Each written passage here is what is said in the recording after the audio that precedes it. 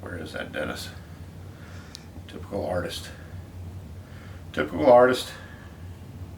He's only 15 minutes late. Oh well, okay. I'll just sit here. I'm retired. I got nothing to do all day to do it. I guess that's what he's thinking. Good Lord. Not so sure this was a good idea. Oh, boy, Dennis. You know, I heard that Dennis was looking for a pair of alligator shoes for his wife, Liz. And he went down to Alligator Alley and he was shooting gators in the canal. And FHP rolled up on him and they said, "Sir, what in the hell are you doing?" He says, "Well, my wife wanted a pair of alligator shoes, but all these bastards are barefooted."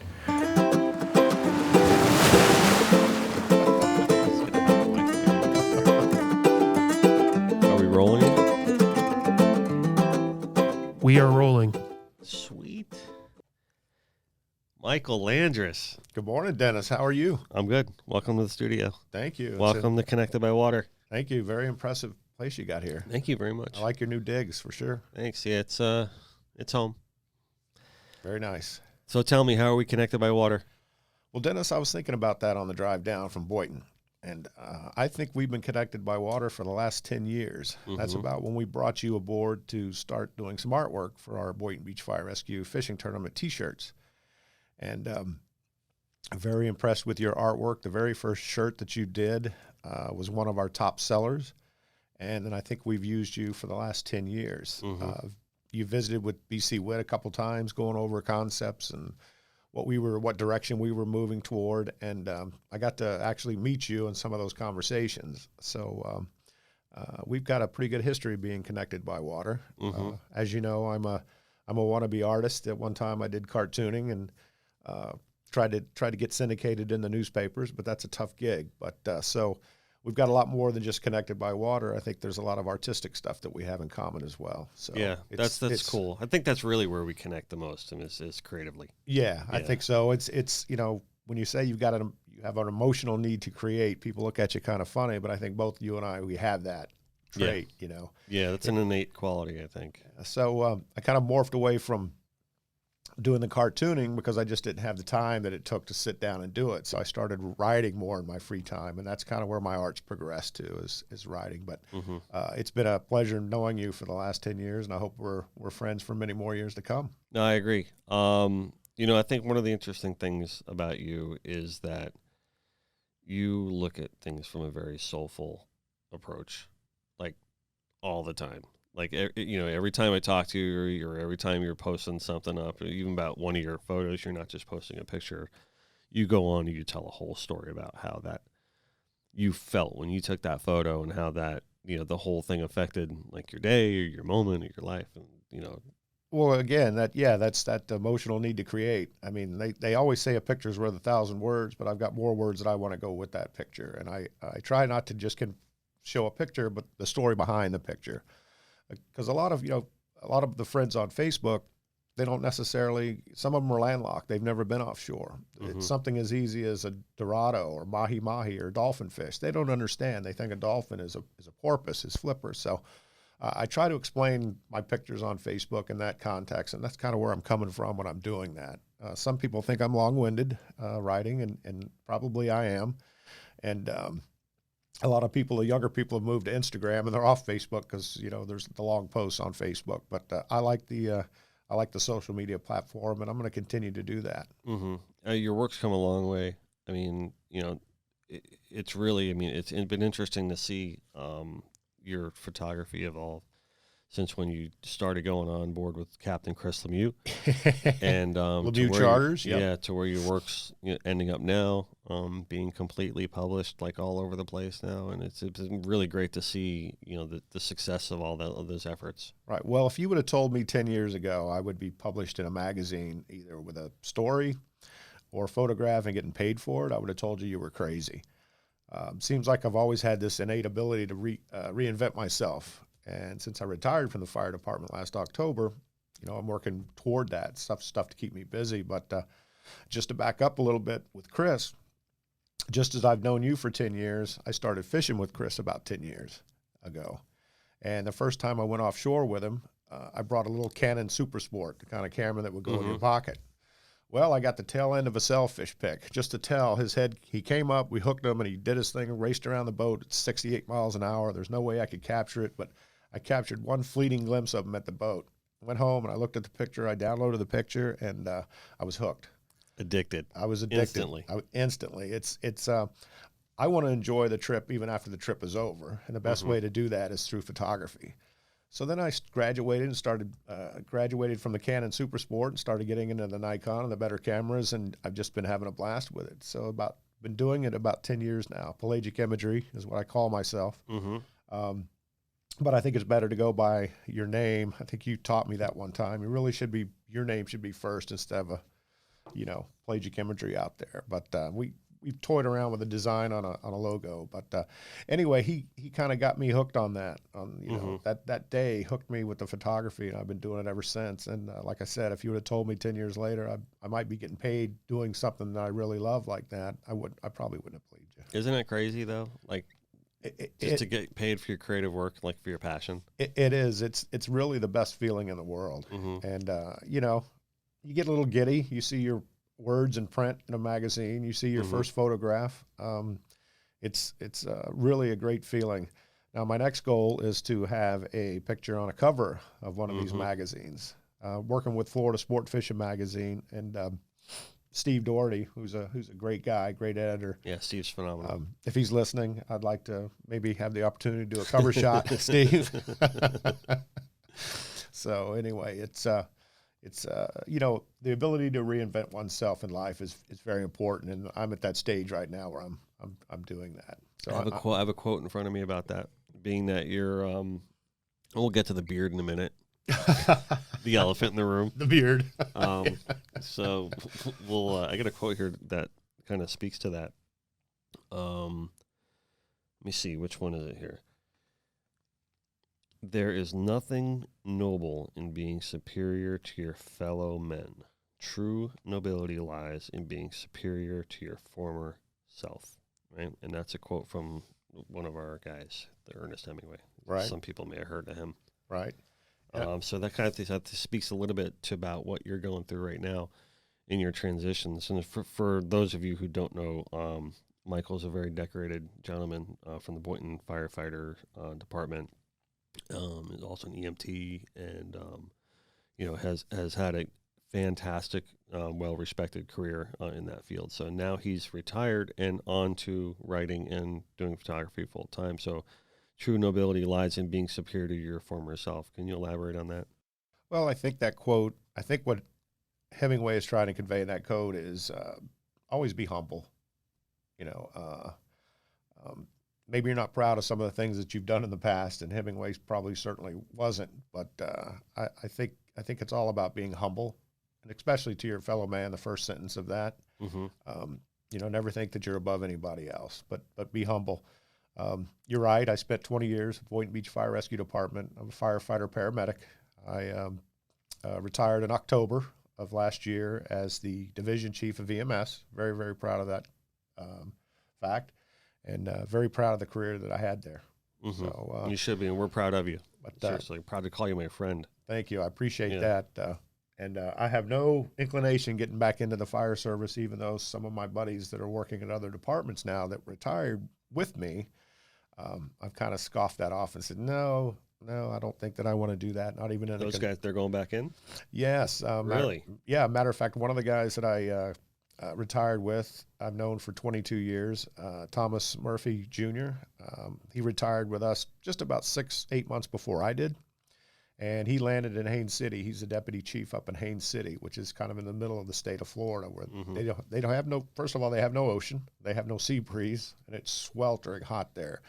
And he's trying to corral me and get me up there, but I'm just I've been reluctant, and I just don't know that I could get back into that.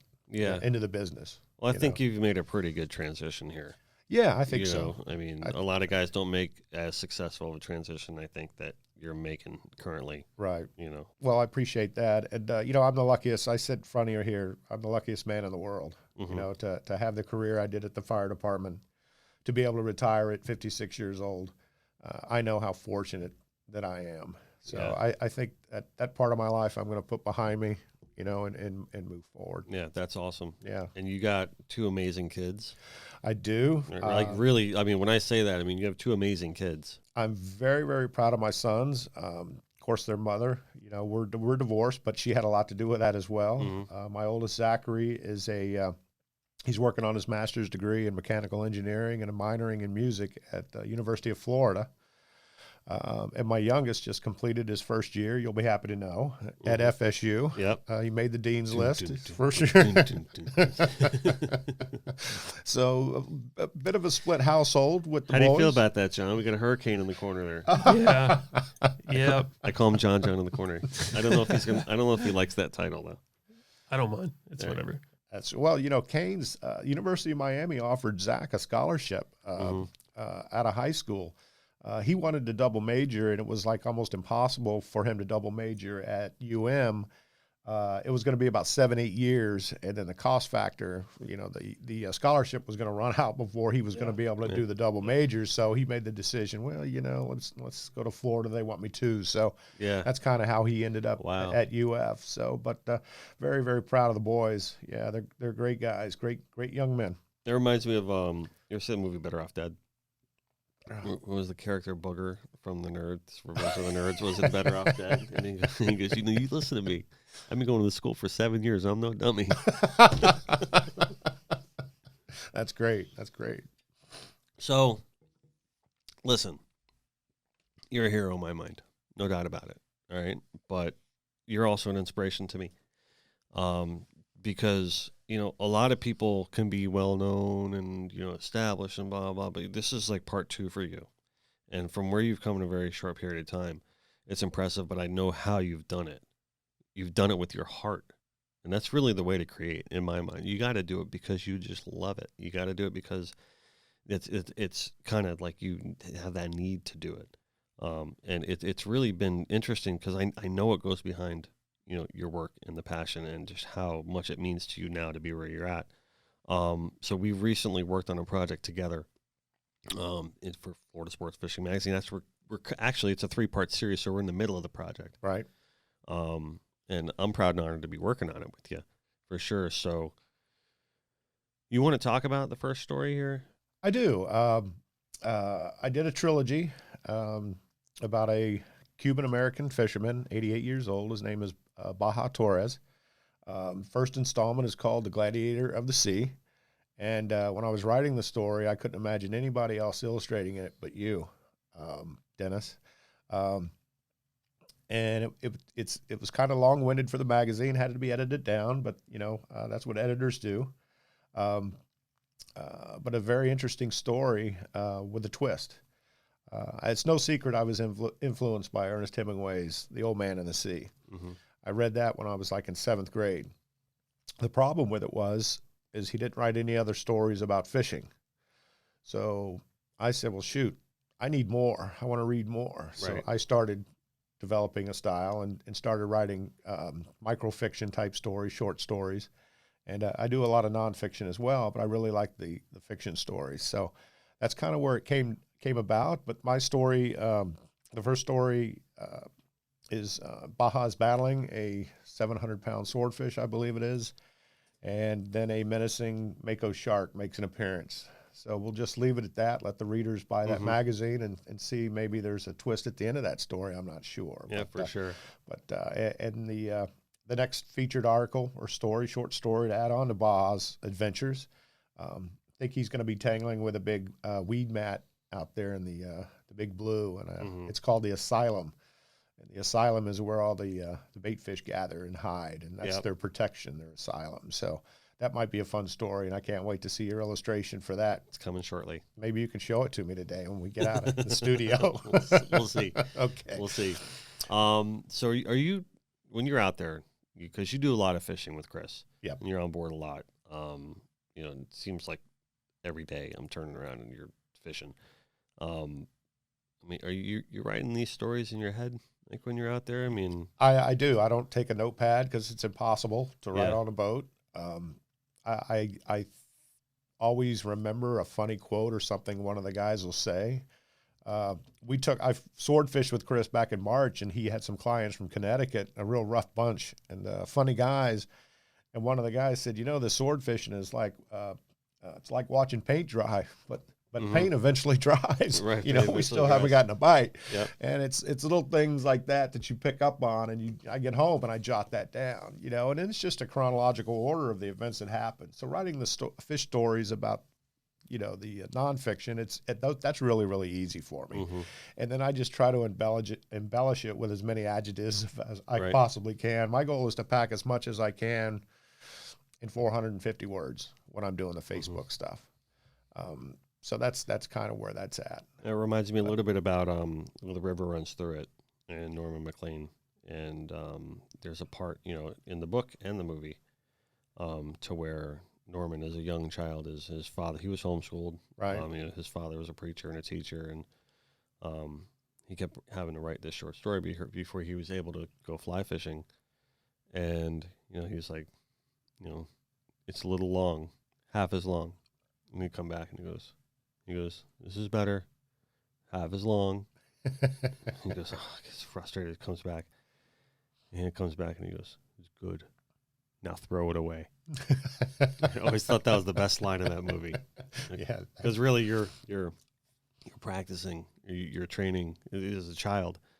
And as much as you want to hold on to that, the work and your hard work that you did, it's always good to put into perspective what the practice is and what the game is, right? So to speak. You're a sports fan like I am, so a lot of times, I don't know if you do this, but a lot of times I make sports comparisons in my work. Because if I can look at it as running a team or playing a sport, then it helps me kind of rationalize. Okay, what does that mean? Rather than getting so attached to maybe some of the things that shouldn't matter in your creative process.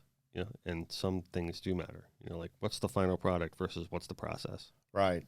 My biggest problem is not being able to let it go. It's almost like my children, how your children start to grow up and you've got to let the rope out. That's what it's like when you're writing a story. It's probably what it's like when you're doing a painting. When do you quit? When do you know it's good enough? And of course I edit stuff to death and then I get people to look at it, but it's like you're putting yourself out there and you want it to be as perfect as it can be. But when is that point where you just stop? Okay, this is good. This is it. I've reached that pinnacle with this story. I've reached that pinnacle with a painting like yourself.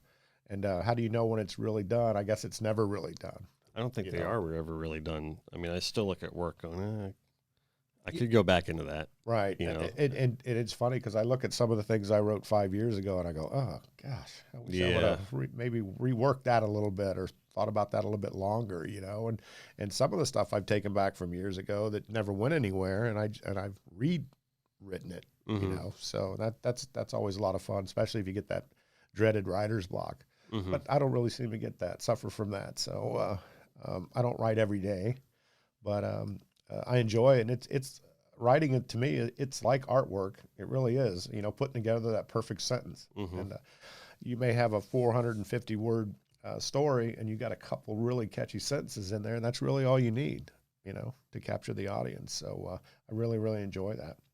Yeah, a little good hook can catch the biggest fish for sure. There's no doubt about that. That's right. So. And you mentioned sports, go Dolphins. I think we're going to have a pretty decent year this year. You think so? I do. I think 8-8 it would be. Really? I really like the coach. In our tank season. Well, there's only one quarterback that I want, but he's in Clemson, and I think he's 2 years out. I think that's one quarterback that everybody wants. Yes. I saw. You want him too, don't you, John? Oh, yeah. He can transfer to Miami right now if he wants.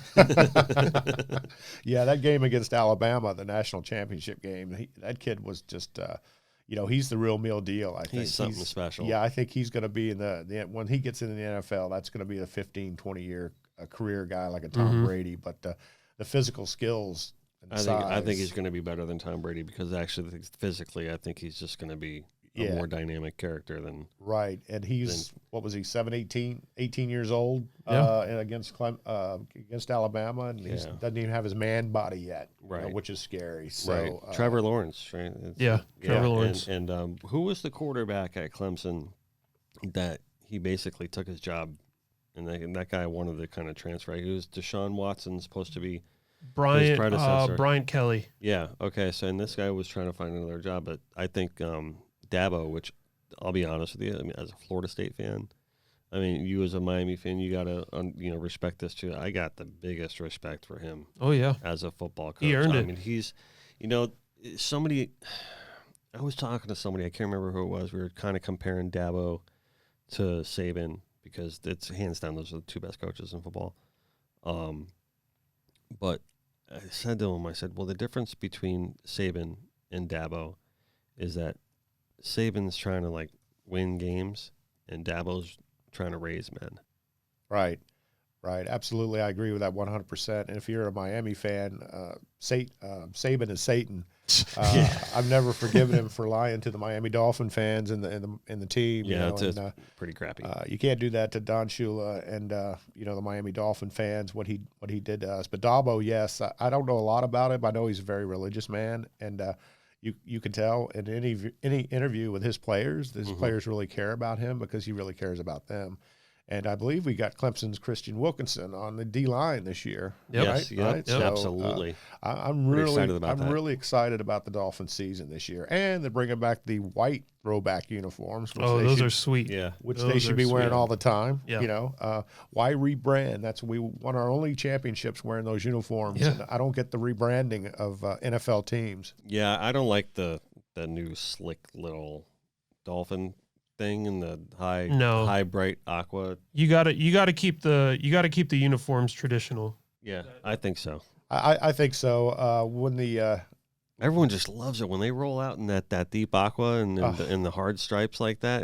They just look so good. You get a different feel. Yeah, that's the best logo in the NFL, hands down. Yep. The new one. Somebody told me, it looks like a spring break tramp stamp tattoo gone wrong, or a logo for SeaWorld. Some little corporate logo.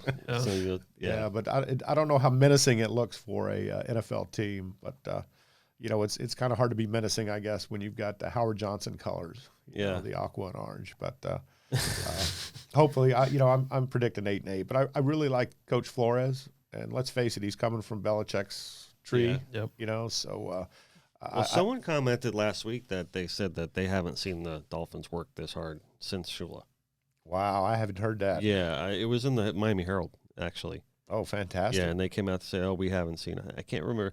It was a former Dolphin player that said that. So I haven't seen the Dolphins work this hard since the Shula days. That's pretty incredible. I don't know what former Dolphin that said that. It was reported in the Herald, though. Well, you guys are a lot younger than me, but I remember when Shula came to Miami, 70, 71, 72, 73, he didn't allow water on the practice field, if you can believe it, in South Florida. I don't think legally they can get away with that these days. They can't get away with that today. But yeah, I think Shula started to get, he started to ease up, as his career progressed. But in the early 70s, when he was trying to make that name for himself, he got beaten Super Bowl III by Weeb Ewbank and the New York Jets. So he was on a tear when he came to Miami. He was going to win a Super Bowl. So, anyway, big Dolphin fan, have been all my life, and I know you are. So there's another. Yeah, it's kind of connected by water. The Dolphins, right? So I bleed aqua and orange, and I try to contain myself too when talking about it all the time. I'm just extremely passionate about it, probably more than any other team in any other sport. For me, it's all like Dolphins has always been number one with me. All my childhood memories go back to like me and my father and my brother and my whole family. Oh yeah. I have 4 sisters and my brother, and you could talk to my sisters just as much as you could talk to any man about sports. Oh, that's fantastic. Like it's just completely a sports family, and like we live and die with the Dolphins. Like no matter how bad they are, I want them to win. Oh, absolutely. Like this year, I'm not hopeful, but man, I'm going to watch every game. Oh, Absolutely. absolutely. There's a lot of these people are saying, they got to put a better product on the field, and they got to, do this and do that. And I'm not going to watch them anymore. I'm like, well, all right, have fun. I'm watching them. I have to. It's funny. I'm a native Floridian. I was born in Jacksonville, but the Miami Dolphins were the only pro team that we had in the state of Florida. So being in Jacksonville, you were a Miami Dolphin fan. Right. I was born in 1962. I'm a little bit older, so I went through all those early years with the team. But when the Jacksonville got their franchise, I think in 1995, everybody said, well, you got to be a Jacksonville Jaguar fan. I said, no, I'm Miami Dolphins through it. So were you still up in Jacksonville at the time when the Jags came about? You were down here at that point. I was 95. No, I was in Orlando in 95. Okay. So sometimes we got the Jag games, sometimes we got the Dolphin games. It depends. If you're in Orlando, most of the time you get the Tampa Bay Buccaneers games. When did the Bucks come about? I mean, 1976. Yeah. You are a wealth of knowledge. Yeah. Well, I'm the NFL in the 70s for me, I was like a nut. Mm-hmm. I had every football card. I know all the Super Bowls up until like Super Bowl 12. I could tell you who the teams were still to this day. I mean, it's useless trivia, but it's just ingrained into me. All those early Dolphin teams were great. Larry Zonka's he's my favorite player. Greasy Warfield. Yeah, I was just about to ask you who your favorite was. Yeah, no, hands down, Larry Zonka, toughest fullback in the NFL ever, as far as I'm concerned. The only fullback to get penalized with an unnecessary roughness when he knocked out a Buffalo Bills defensive back, like in 1970, I think it was. Love it. And you can Google that and see the video. It's pretty good. It's pretty good. He said Shula was yelling and screaming at me, but I kind of laughed about it. So, But he's a cool guy who hunts and fishes up in Alaska. He is a cool guy. I had the pleasure of meeting him once out at the Miccosukee Casino one time. We went out to watch some game. I can't remember. It was a long time ago. Yeah. But some of the 72 class was there, and some of the it was. Larry Little there and stuff like that. It was really cool. I've met Larry Little and I've met Paul Warfield, both class act. Just consummate gentlemen. Yeah. Just the nicest guys, down to earth you'd ever want to meet, and they actually like it when people come up to them because they think that they're forgotten, because they played so long ago. Yeah. Well, if they got paid, if they could only get paid what they get paid now. I mean, back then they didn't make a fraction of that. Yeah, I think I saw something where Bob Greasy was talking. He made like $50,000 his first year. Yeah, something like that. Bo Kemper was talking about on the radio not too long ago how when he came in he was making $100,000 and he thought that was just like really making it. Right, it was like the biggest contract on the team at the time. Oh yeah, the $100,000 because Bo Kemper came in in the late 70s. I think 76, 77 he was drafted. I'm not sure, but I'm still haven't forgiven him for Super Bowl 17 against the Redskins when he didn't intercept that pass on the goal line. That's all right. That may have. That's okay. You could blame a lot of people for not tackling John Riggins either. But. Oh yeah. Who was that? Can't remember that DB that slid off of. Slid right off. It was like water off a duck's back. That'd have been the end. That'd have been it. We'd have been all the glory there with David Woodley as our. Wow, how did we get to Super Bowl 17? Yeah, right. Anyway, I get a really with the Dolphins thing. When I was 12 years old, my parents brought my brother and I to a cruise, and the previous year they had a horrible experience on a cruise, so they got 2 vouchers for a cruise for the following year.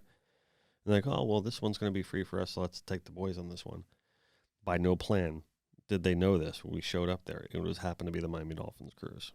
For a 12-year-old kid who was a huge football fan to show up and get surprised with us. That's better than Disney World. Oh, man, it was the best. And I got to tell you, the players were cool as could be with everybody that was on the ship. I mean, they hung out with you. So I got to know Mark Clayton, Joe Carter. I don't know if you remember running back Joe Carter. I sure do. Ron Davenport and Mark Duper were the guys that really hung out with everybody the most. And Mike Kozlowski. It was really great with the kids. So I'm going to roll some photos here. I got it here in the studio, too, of that, just so people can see with a 12-year-old kid. It was like kid in a candy store. It was the best thing. One point, Mark Clayton took me under his wing and looked at my parents and said, don't worry, I got him. And I was hanging out with him till like midnight as a 12-year-old. My mom would have to come out of the room. She's like, Mark, I need to take him back. Did you hear any new words? Yeah. In that time? Quite a few. Did you learn some new words? The education on that trip. Well, that's fantastic. It was all good, but Mark Clayton was class act. Yeah. I mean, it really was just like, he was so good with all the kids, and there was college kids there and, just young adults, and he was just like Mr. Social. I'd love to have him on the podcast one day. That'd be fantastic. Oh, yeah. That'd be great. But he was always Mark Clayton, Zach Thomas, Jason Taylor, and Marino. Those are always my favorite, Dolphins. Yeah, you're a little bit younger than me, so that's good. Slightly. That's good, yeah. I want to talk about what's on your face there. It reminds me of the Family Guy episode. You ever see that one when the bird lands in his beard, and then the environmentalists won't let them remove the bird because it's like, oh, once a bird finds its home, you got to let them stay there. Yeah, the beard. You know, being in the fire service for 20 years, never had the opportunity to try out my beard, to grow my beard. You know, I had when I was on vacation, you had the weekend, the week goat. You know, the goatee, but I decided in October 5th when I retired that I'm not buying any razors for a while, and it just kind of I had no idea what would happen with it. It's just kind of morphed into what you're seeing across the table from me today. It might need its own. It's majestic. It might need its own zip code. I'm not sure, but I think I am going to trim it maybe here in a few weeks. The stylist who actually Lucy, I'd keep going if I were you. Yeah, and all that hard work. She may shape it up a little bit, but and then one of my buddies told me back in April, he goes, you know, you really ought to enter the Hemingway contest in Key West in July because you're looking pretty good there, you know. And Hemingway, he didn't really, you know, he was kind of a slob. He didn't really, his beard wasn't manicured like you see these guys, you know, that are in the contest. Everybody's manicured. You can tell that everything's cut just perfect. And he goes, I think you got a shot. So I started growing it, and you know, and here's where we are today. And it's not any hotter out there. It's 92 degrees out there, just like it is for you. It is for me. You don't feel the heat on it, so that's a misnomer. Right. And it's probably cleaner than a lot of people. There was a report that came out that said beards have more stuff in the, you know, in beards. You know, like a dog's mouth is supposedly cleaner than what you find in a guy's beard. But I take 2 showers a day, and I do the beard and I do the conditioning. So it's just when you're out eating queso at a restaurant, you got to really pay attention to that. And you know, you ever find things in there like I haven't hours later that you're like, oh, how'd that get there? God, no, I hope not. I haven't yet. But like I said, I'm going to try to keep it tidy. You know, but just lay off the queso when I'm at the restaurants. You know, How'd it go down to Key West? It was a blast. Got down there.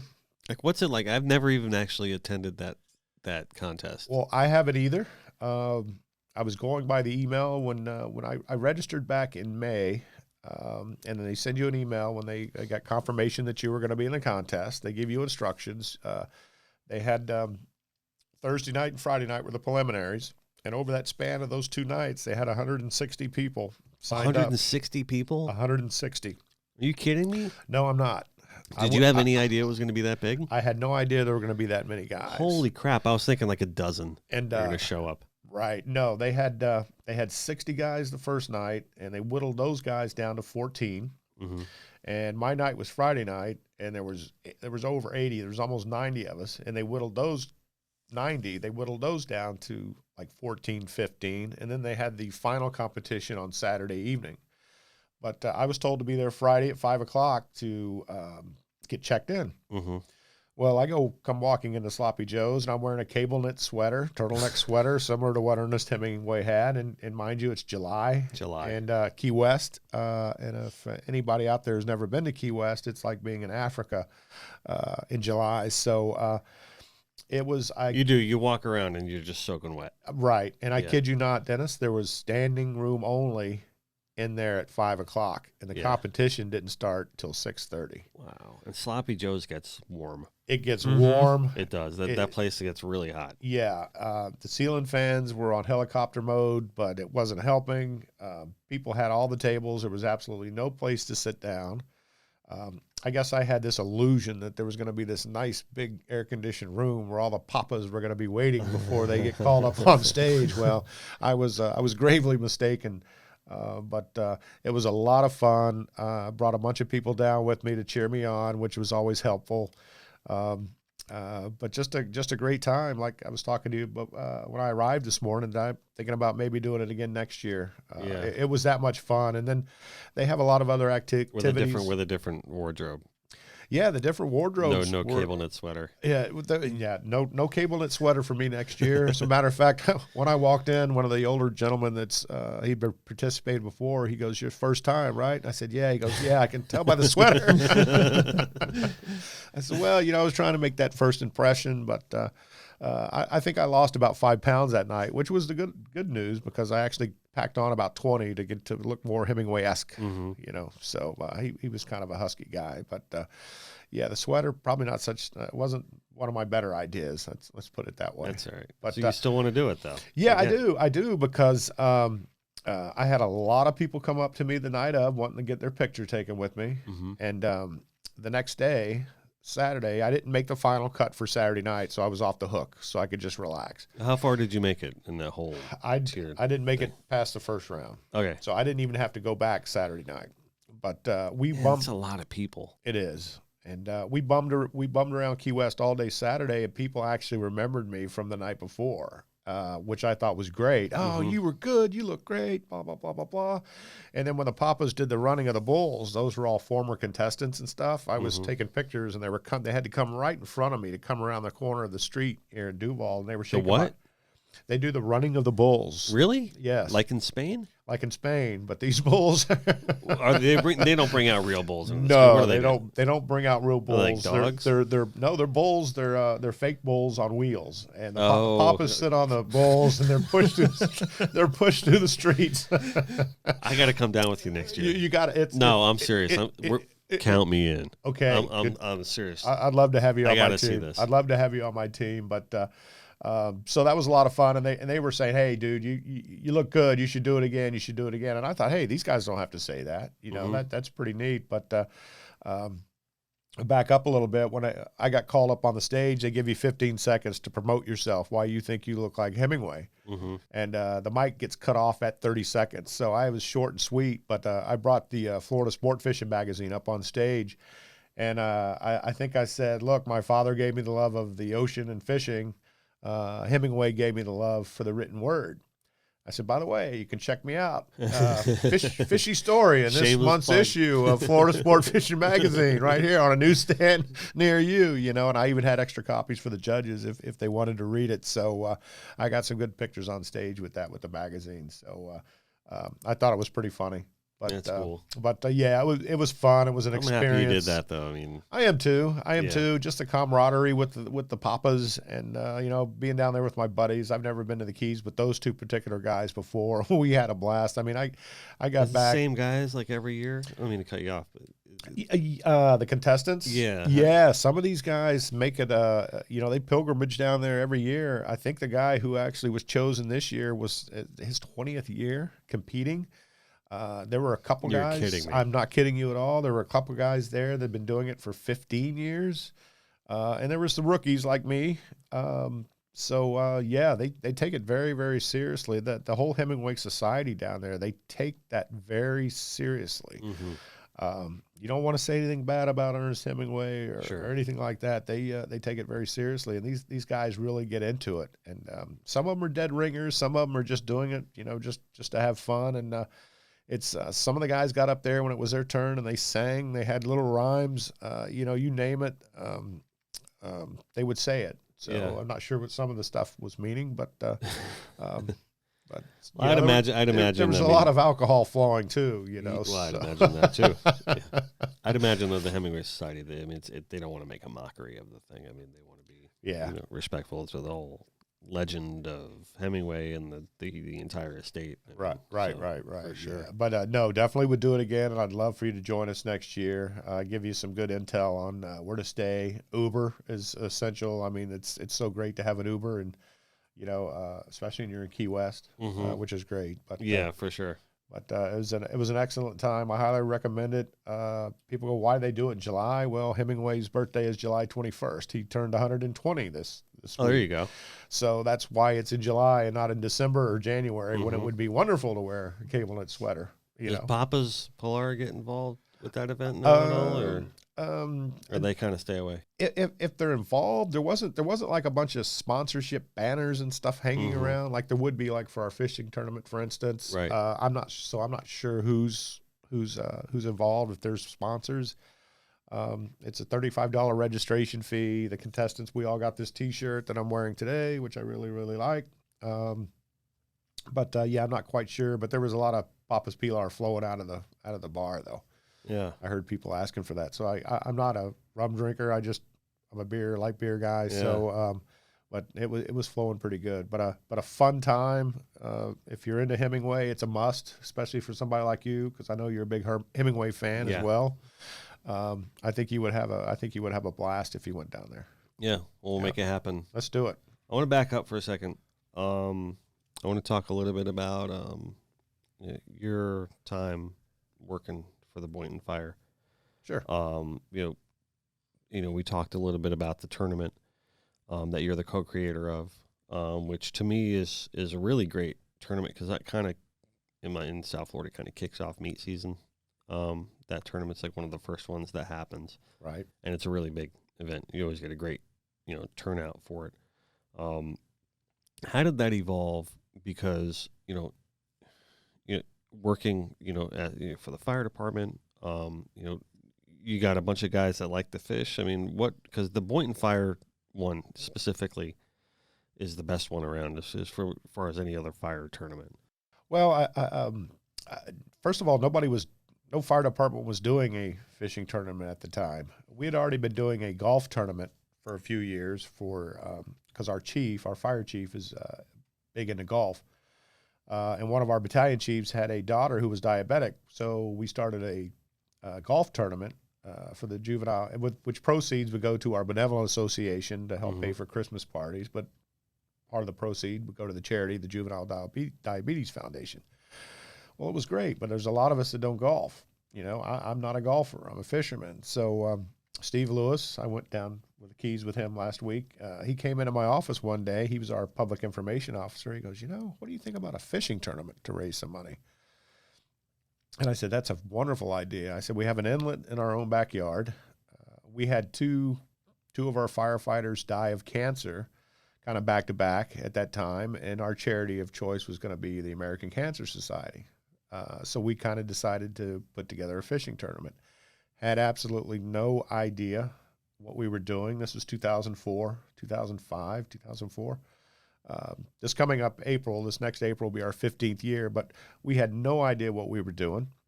It was a grassroots effort. We got some people who are interested at the department, people who are interested in fishing. We kind of, we do everything structured in the fire department. So I mapped out an incident command structure, little boxes, and I placed what needed to be done in the boxes, and then the people's names below those boxes that I felt could get those tasks completed. And we did that. We kicked off in April. It was kind of always the plan to be like the first tournament. That was, we really thought that out. And but April can be sketchy with the weather, but we actually have only not fished 1 year out of those 14 due to weather. Right. But we still gave all the prize money away during that year. But anyway, we started with 43 boats. We had a chalkboard for a leaderboard. So actually a pretty good start, 43 Pretty boats. good start. I was out there with a 4-foot level drawing chalk lines on our chalkboard that we stole from Station 1. And we had a little meat scale and a bus tub, and we were out there trying to cup, the bright light so we could read the weight of the fish. So we really had humble beginnings, but you've been a part of it for the last 10, so you've kind of seen what it's morphed into, and a lot of people say it's one of the finest fishing tournaments in South Florida. We do a great job with the captain's meeting. Our artwork, yours, that we've been using is second to none. And we typically, it's nothing now to get 120 boats fishing I was going to say, every year. Like 120 is pretty normal now. Yeah, and our charity of choice has changed like 3 times. Right now, proceeds go to our benevolent, and half the proceeds go to the Boynton Beach Kiwanis Club. They have a reading program for children. And last year, we were actually able to present them a check for $8,000. Fantastic. So this is not just a bunch of firemen not knowing what they're doing. We're actually giving back to the community. That $8,000 is quite a bit of money. So we're very, very proud of it. You got a chili cook-off bolted to that too. We right? do, and that was another something different. We said, well, you have a fishing tournament. Everybody's out there fishing. If anybody else wants to be involved, there's nothing for them to do but come down somewhere and wait for a weigh-in. So why don't we do like a chili cook-off while they're waiting? Bounce house for the kids, snow cone machine for the kids, and vendors, art vendors. We have a guy that barbecues. We sell beer. We sell tickets for food. Our benevolent has all the T-shirts and hats for sale. So it's really a family event that starts at noon and is typically all done by 7 o'clock on that whatever date that is on a Saturday evening. So we're very proud of that. It came from humble beginnings, and actually we started getting a lot of fire departments reaching out to us. A friend of mine down in Hollywood, Mike Osgood, contacted me 3 years ago, and he said, "Look, we want to start a fishing tournament in our department." And he goes, "I heard you guys are the best." And I said, "Well, I don't know if we're the best, but we're pretty passionate about it. And sometimes that's all you need is the passion." So I said, "Well, look, Mike, don't reinvent the wheel. I'll send you everything I got, the model and everything." And I sent it down to him. I invited him to the captain's meeting. I invited him to the day of tournament. And he was very, very impressed. And now Hollywood just completed their second tournament this past June. So awesome. they're up and running. So we were kind of the model for Hollywood Fire Rescues. So that's great. I mean, it's such a community involved aspect to your tournament, and then how that translates to other departments. I mean, it's really nice to kind of cross over, right? And see how that expounds and exponentially grows out. And it's all through fishing. It's connected by water. Connected by water. Yeah. Connected by water. It's fantastic. You're absolutely right. Yeah, that's really, really great. I mean, I want to talk, if you don't mind, a little bit about some of your time at the department in general. And this also, to me, in my mind, speaks to, what the tournament means and how that it's good with the community outreach and everything that you guys do. Because you guys are in the community, every day. I mean, obviously, you're retired now, but you're still keeping contact with everybody. Have you seen kind of an evolution of when you first started at the department to some of the daily tasks of what some of those things have evolved to? Maybe I'm not wording this question right. You do a lot of dirty work. And I don't think a lot of people see that. A lot of people get this idea in their heads that, a firefighter, yeah, they're also EMTs, but I mean, they don't see 90% of what you guys are actually doing. And I think it's important to shed a light on what you guys really go through, because it's tough. It's a tough life, man. It is. And it's funny. It's interesting that you bring that up, because I remember when I got promoted and I was in an administrative role, I would see these young kids come through the door. I mean, just so young looking. And then you look at that same child, I call them children because they're so damn young, but you look at that same person 2 years later and it's a hardened, different looking person because of what they see. I mean, PTSD is very real in our profession, as it is with all first responders. They're not just sitting around in the big action ready chairs watching TV or washing fire trucks. 90% of what all fire rescue agencies do in South Florida is emergency medical services. That is taking people to the hospital, the elderly, that sort of thing. I-95, the motor vehicle accidents. We don't fight as many fires down here in South Florida, which is a good thing, and that's a testament to the building codes. But on a day-to-day basis, these kids, I call them, they see a lot of bad things. We just had a 14-year-old boy die a week and a half ago on one of the canals who was he was in a flats boat, and they went under the bridge, and he hit the bridge, and our dive team had to recover the body. He was, that's tough. That's very, very tough. But that's just that's everyday life. It's real, and that happens every day. And a lot of people don't get that. So when they start talking about, the firefighters have a great pension, blah blah blah blah blah, they've got to think about what 20-year, 25-year career does to somebody. Seeing that day in and day out. So there's also, usually when people want to start talking about what you do for a living and you really get into the nuts and bolts of it, they kind of say, "Oh, I kind of wish I wouldn't have asked." Right? Yeah, for sure. But it's a great profession. I would highly recommend it. There's no more cradle to grave jobs in the real world in the private sector. So firefighting in South Florida is lucrative. The guys, they make good money. They do have good pensions, but they earn it. They earn it. What they take home with them every shift, kind of a little piece of you is gone every shift. It seems like, but that's a very real impact on people. So we often think about that here, about how fortunate we are to do what we do here in the studio. And, we work hard, and we put our, all effort into everything we produce here. And, we bust our butts, we work the hours, but, we also keep the perspective, guys like you and your team and the guys that you work with, the police, the fire. And that's why we support all those organizations here. And the veteran organizations, we had Freedom Fighters on not too long ago, and Freedom Fighter Outdoors is the big charity that we support here at the studio. Right. Because we often put things in perspective like that. Like, no matter how hard your day is, no matter how hard that customer was, or how big the project was, or how hot the sun was that day, it's nothing compared to what guys like you, right. guys like the veterans that have to go through. Well, it puts a lump in your throat when somebody looks at you and asks, "Am I going to die today?"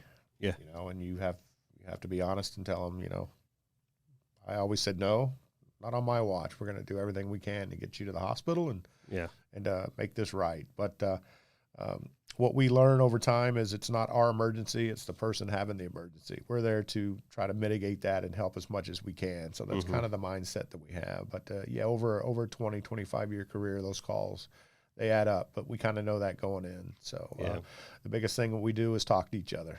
We may laugh at something that you might find repulsive, but that's just our way of dealing with it sometimes. Sure. But I come from a family of nurses too, so I kind of got to throw nurses into that conversation as well. Oh, absolutely. What they deal with. Absolutely. The nurses are a godsend. God love them. God bless them. They're on their feet for 12 hours and a shift in an ER, so that's not easy to do. Right. For sure. So, which I got a list of quotes here in front of me with the Hemingway stuff, and I'll just say there's one here that says, "It was pride that changed angels into devils. It is humility that makes men as angels." And I think that segues right into what we're talking about. That's a interesting quote that kind of sums up what we were just talking about, I believe. Yeah. It does. That's a quote that hits home right there. Yeah. So I see now, though, that you are on the other side, right, and transitioning away from that mindset and putting that power of your soul. And I know you have a great soul. You really do. And that's one of the things I love most about you. But you're putting the power of that soul into your work, into your creative work. Right. And it shows to me, and it's been impressive. How do you feel about that when you're, doing your photography and you're doing your writing now, and you've stepped away from that life and now into this life? I mean, do you often think about, the contrast, or do you not think about it at all, really? No, I can't help but think about it. The call that I was talking to you about, where the 14-year-old boy fell out of the boat. I texted the chief that night, the fire chief. I've been retired since October, but I had contact back and forth. I texted him and said, "Look, I don't know if you know what's going on," because he lives down in Delray. It was a weekend. So I said, "You might want to check with the BC, make sure the critical incident stress debriefing team is going to be there for the guys, because I understand it was a child, 14, and a lot of them are parents, and they're having a hard time dealing with it." So Sure. It wasn't my place to even do that, but I couldn't help not to do it, because I sensed that was going to be where we needed to be as admin in the fire department. We need to be on top of that and make sure that our people are being taken care of. So maybe I was out of bounds, but he thanked me, so I guess that's okay. But on a day-to-day basis, no. When I'm doing the writing and the photography, I'm not the best writer. I'm not the best photographer, but you'll be hard pressed to find somebody as passionate, and that's kind of the way I go into the work. Yeah, I think you're being a little humble there, but yeah, that's part of who you are. Well, we talked about that humility in that first quote. So for sure. Yeah. So connected by water, it's deeper than just saying, "Hey, we're all friends." Absolutely. Right? Absolutely. It's really, there's something that the water does and the sea does to you. Yeah. That changes everybody. And we always talk about it on the show. And John, you got to stop me if I talk about this aspect too much. I got you. To where, like, when you go fishing with someone, and I've probably said this for 4 episodes in a row, right? But when you go fishing with someone and you fish all day with them, it's almost like you're bonded for life. It's just like the ocean and the experience of fishing, just something comes over you. Well, you're on a quest. Yeah. went sword fishing, like I said, with Chris back in March with 3 of his clients from Connecticut. I never fished with these 3 guys before. And you're on a 27-foot boat, and you're out there for 8 hours, and the space is very limited. So you become a crew, you become a team, you root for each other. There's times where I'll walk into up to the bow, and I want to zone out, where I just want to look around at the ocean, take pictures of just the water itself. That's how much I love being out there. Sometimes I feel like I like being out there on the water more than I do on land. That might be a little scary. But there's just, to me, seeing that deep blue water, is just mesmerizing, and it's quiet out there. You don't hear the sounds from Boynton, the trains and the horns and all that stuff. So it's very therapeutic. But yeah, you're out there with guys, and you become a team, and you're really forever bonded, especially now with social media. I can't tell you how many friends I've gotten over the last 10 years on Facebook that I've fished with Chris, and everybody wants a picture. So it's a domino effect. But, we're connected by water. Let's face it, 60% of our body is salt water, so the ocean, it really does move us. Yep.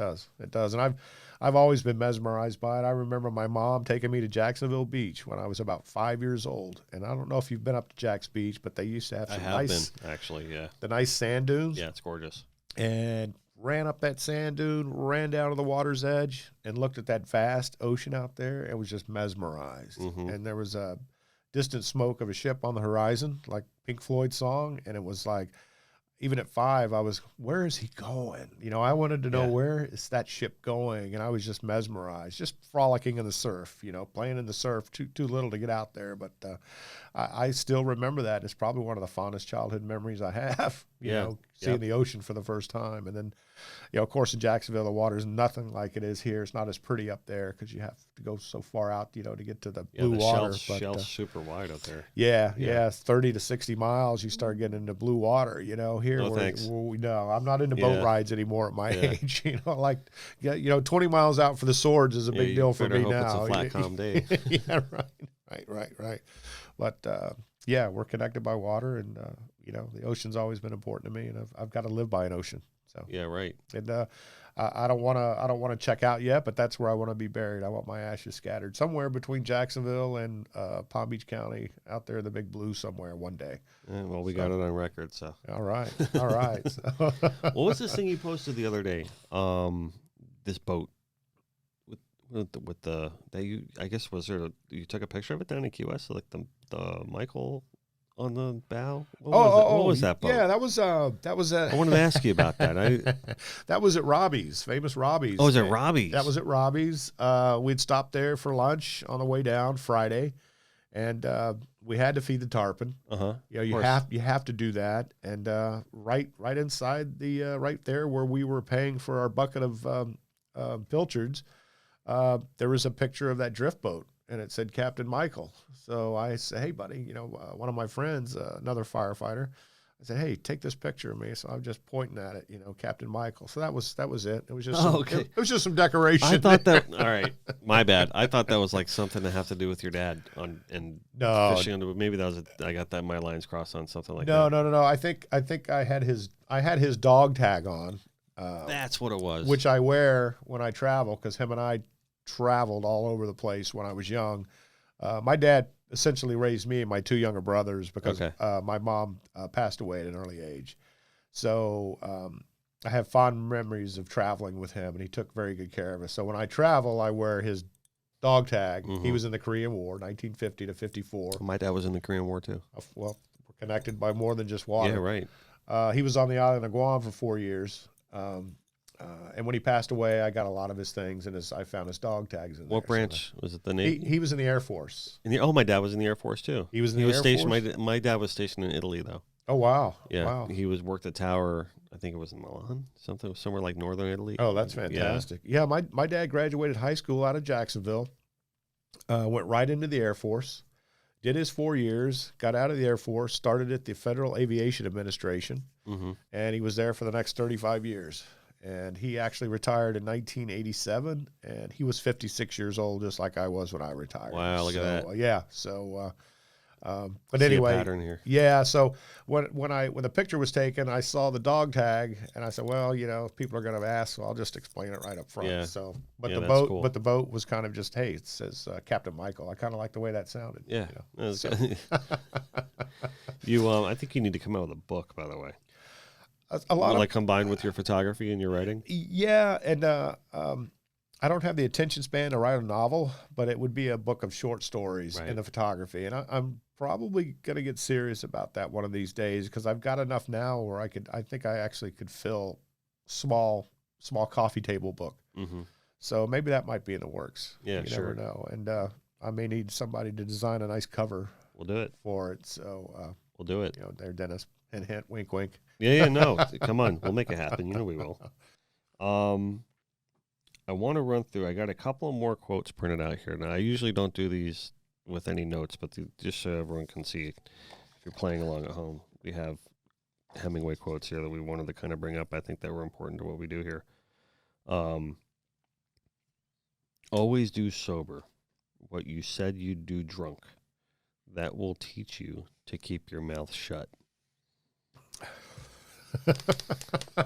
I don't know how we're going to elaborate on that one. That's always been one of my favorites. I don't think we need to elaborate. It's pretty self-explanatory, and it'll teach you to keep your mouth shut. That's for sure. Right. So, don't do as I do as I say. That type of thing. But very interesting quote indeed. But, it's a truism. That's for sure. It's a truism, no doubt about it. No truer words were ever spoken. There is nothing to writing. All you do is sit down at a typewriter and bleed. That's absolutely the case, especially if you're writing something that's going to be emotional for you. I believe in writing about what I know. So, excuse me. Sometimes you do. You just sit there and you just bleed out. All your emotions come out on that page, and that's what it's all about. So that's a wonderful Hemingway quote. Yeah, it's always been one of my favorites too. He had a bunch of interesting quotes, but I always go back to the feud that he had with author William Faulkner, who was his contemporary. I don't know if you're familiar with Faulkner's work, but he was a very eloquent writer using long form, big words, even though he was a short story author. But him and Hemingway went back and forth, kind of needling each other like who was the best. And Faulkner once said that Hemingway never forces his reader to search for a dictionary. They don't need a dictionary when they read Hemingway's work. And of course, Hemingway shot back in his raucous style that, that poor bastard Faulkner, does he really think big emotions come from big words? Right. So even though they never met, they went back and forth. And incidentally, Ernest Hemingway, he passed away in July 1961. Faulkner died the next July, 1962. So, and they were almost the exact same age.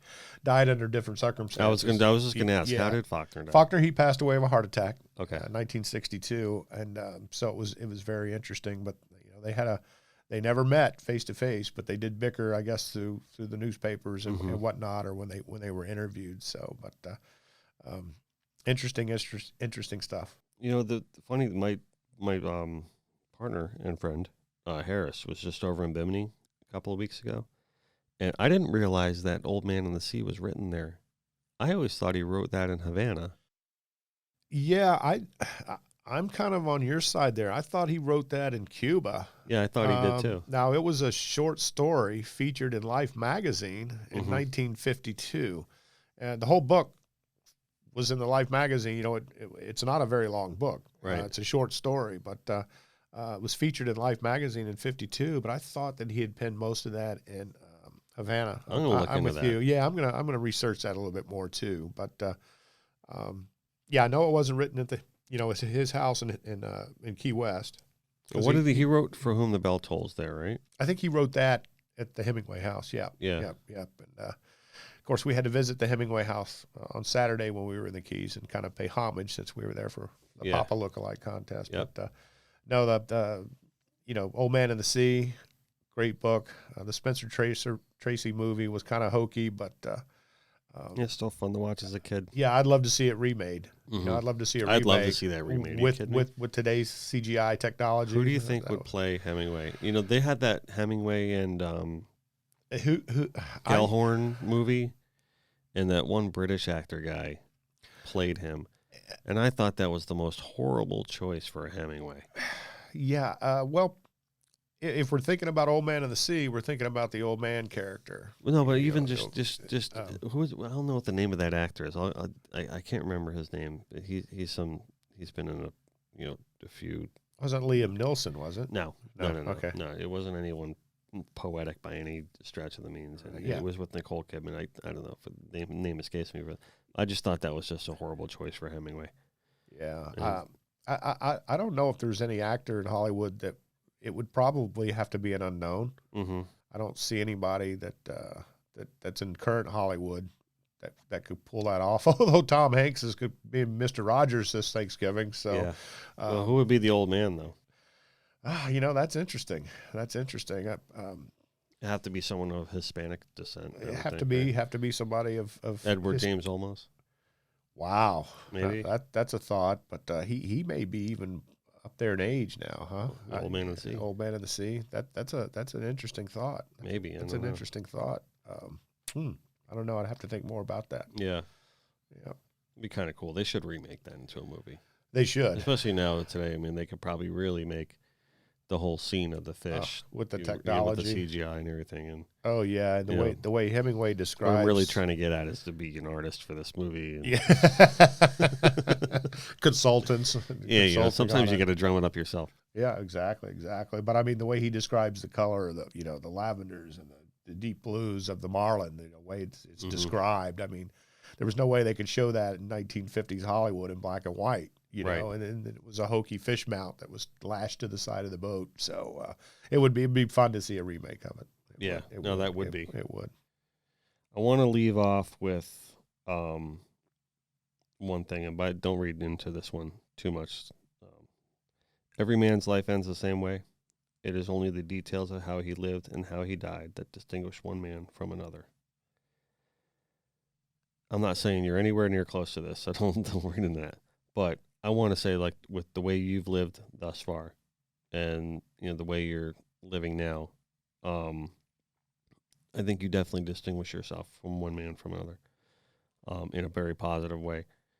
I'm excited to see, where you take, this next step, your path, because, I'm excited about everything that you've got going on. But, take me through just like one last time, being a Florida native, making this state your life, because you really have, in every possible way. What sort of sense of pride do you have about Florida that you could share with the rest of our audience here? Well, I do love the state. Florida means flowery peninsula. Love the wildlife. I take exception to people talking about Florida man and all the memes that I see. It really upsets me. Mm-hmm. As you know, 1/3 of the people that live in Florida aren't from Florida. Everybody from Florida actually moves away. Right. I'm a fellow native, by the way, so I can relate to that. Yep. That's fantastic. That's probably why we get along so well. Right. But no, I'm a very loyal person. When I befriend somebody, I'm very loyal and would probably do most anything for anybody. And that's the way I feel about my home state. I'm proud to be a Floridian. There's not many of us natives left. Mm-hmm. It's a beautiful state. The wildlife is second to none. I mean, the species of birds. Our fish is the sailfish, which is my absolute favorite fish to photograph. It's got springs. It's got some hills. It's got flatlands. It's got Everglades. We got the Florida Keys, which is Florida's playground, is what I call them. And there's a lot of rich history here. There really is. From the space program to the sponge fishermen off the West Coast, all the way up to Cedar Key, Florida's other keys. Mm-hmm. It's just a very diverse state with diverse population and diverse people, and I'm very proud to be Florida native and to live here and call it a home. As am I. I always call the Keys the jewel of our state. Yep. You know, and but you know, you're quite the Renaissance man, Michael Landress. You know, and I admire you deeply, and I'm very happy and thankful that you joined us today. We are truly connected by water, and I'd love to have you on again very soon. Well, I appreciate that, Dennis. I appreciate the invite, and we'll see if we can get that Captain Chris Lemieux here down here with us the next time we do it. Yeah. We'll double team you and tell you some real fun fishing stories. But appreciate you having me today. It's been an honor, and I really dig in your new studio here. Thank you. Awesome. Yeah, no, it's fun. It's only getting better. Yep. You know, next time we'll have maybe some beer for you on the table. Well, if we do the afternoon cast, the afternoon, then we'll do session. it. But 10 o'clock in the morning, it's still a little early, but Yep. the afternoon session will be great. Awesome. Don't shave your beard off, please. Oh, you got it. Keep it for me. All right. All right. Thank you, brother. Thanks, Michael. Have a good day. You too. See you.